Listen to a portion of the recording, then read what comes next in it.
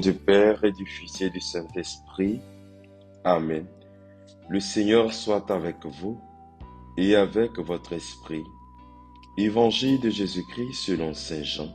Louange à toi, Seigneur. Au cours du dernier repas que Jésus prenait avec ses disciples, quand Judas fut sorti du cénacle, Jésus déclara: Maintenant le Fils de l'homme est glorifié, et Dieu est glorifié en lui. Si Dieu est glorifié en lui, Dieu aussi le glorifiera, et il le glorifiera bientôt. Petits enfants, c'est pour peu de temps encore que je suis avec vous. Je vous donne un commandement nouveau, c'est de vous aimer les uns les autres. Comme je vous ai aimé, vous aussi, aimez-vous les uns les autres. À ceci, tous reconnaîtront que vous êtes mes disciples, si vous avez de l'amour les uns pour les autres. Acclamons la parole de Dieu. Louange à toi, Seigneur Jésus. À ceci, tous reconnaîtront que vous êtes mes disciples, si vous avez de l'amour les uns pour les autres. L'évangile que l'Église nous donne de méditer en ce 5e dimanche de Pâques semble nous instruire sur l'attitude distinctive des disciples du Christ dans le monde. Saint Jean, en effet, insiste sur le commandement nouveau que le Christ a laissé à ses disciples et comment ce commandement doit déterminer leur secours et la Christie. On pourrait alors se demander quel est ce commandement, qu'est-ce qui fait sa nouveauté et comment cela pourrait-il influencer la vie des disciples du Christ. L'amour est le fil conducteur de tout le message biblique. Tout le mystère du salut pourrait se résumer à l'amour. L'amour de Dieu le Père pour l'humanité qui s'est exprimé dans le don de soi de Christ, son Fils unique, sur la croix pour notre salut. Le Christ perçoit donc sa passion comme lieu de la glorification du Père, parce qu'elle est l'expression parfaite et inégalable de l'amour suprême du Père. La passion mort est aussi le moment de la glorification. C'est cet amour que le Christ laisse à ses disciples, non seulement comme témoignage de sa vie, mais surtout comme héritage et principe de vie à suivre. La nouveauté du commandement de l'amour semble donc être son caractère christique. En effet, l'amour est un commandement déjà connu et enseigné dans l'histoire biblique et même dans l'histoire de l'humanité et des cultures. Mais cette fois-ci, le Christ ajoute une référence particulière. Comme je vous ai aimé. Comment moi, disciple du Christ, pourrais-je aimer? Et au Christ de nous répondre, comme je vous ai aimé.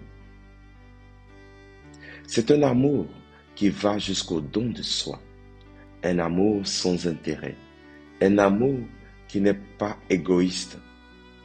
Voilà le commandement nouveau.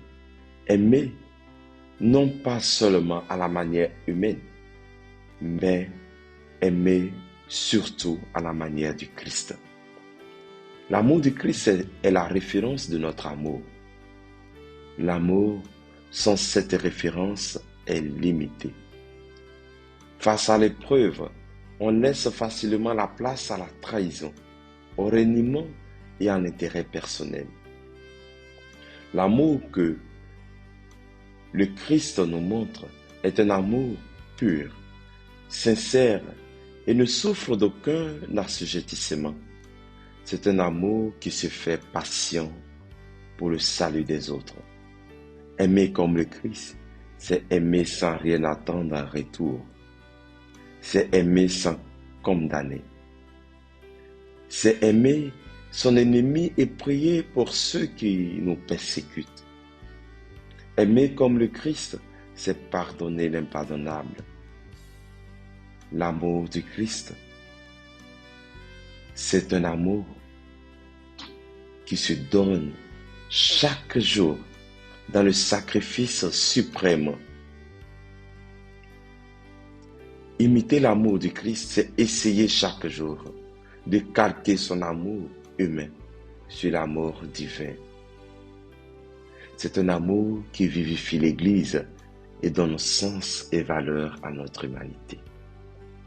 On ne peut donc pas prétendre être disciple et haïr son frère ou même penser du mal de son frère. C'est par l'amour que vous aurez les uns pour les autres que tous reconnaîtront que vous êtes mes disciples. L'amour fraternel et interpersonnel, calqué sur l'amour de Christ, doit être la marque distinctive des disciples de Christ. C'est non seulement le souhait de Christ avant sa passion, mais surtout une recommandation qu'il laisse. C'est à nous aujourd'hui qu'il laisse cette recommandation.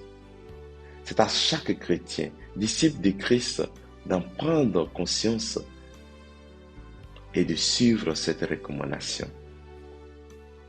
À chaque chrétien, il nous dit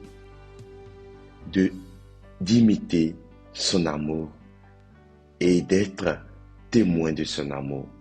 Nous devons comprendre et intégrer en nous cette valeur qui fait de nous les témoins de Christ. Nous devons, à vrai dire, impacter notre monde et notre époque par l'amour qui nous pousse à agir. Nous devons transformer et réinventer un monde nouveau où l'amour, la vérité, la justice et la paix détermineront nos actes. C'est à chaque disciple de Christ que revient la responsabilité de faire triompher l'amour sur la haine. Disciples de Christ, soyons disciples de l'amour maintenant et toujours. Amen.